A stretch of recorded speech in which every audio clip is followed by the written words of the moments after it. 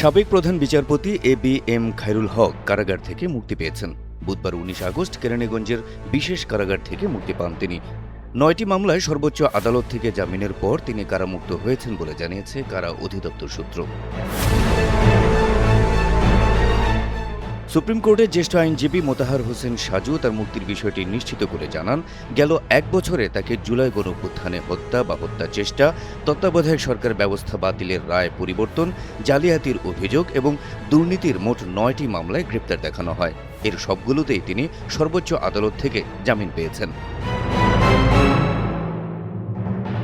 জুলাই গণঅভ্যুত্থানের পর ২০২৫ সালের ২৪ জুলাই রাজধানীর ধানমন্ডির বাসা থেকে সাবেক প্রধান বিচারপতি খায়রুল হককে গ্রেপ্তার করে ঢাকা মহানগর পুলিশের গোয়েন্দা শাখা। সেদিন রাতে তাকে যাত্রাবাড়িতে যুবদল কর্মী আব্দুল কাইয়ুম আহাদ হত্যা মামলায় গ্রেপ্তার দেখিয়ে কারাগারে পাঠানো হয়। এরপর থেকে তিনি কারাগারেই ছিলেন। জুলাই গণঅভ্যুত্থানের সময় রাজধানীর বনানী থানায় হত্যা চেষ্টা ও বিস্ফোরক দ্রব্য নিয়ন্ত্রণ আইনে করা সবশেষ এক মামলায় খায়রুল হককে হাইকোর্টের দেওয়া জামিন বহাল রাখেন আপিল বিভাগের চেম্বার আদালত।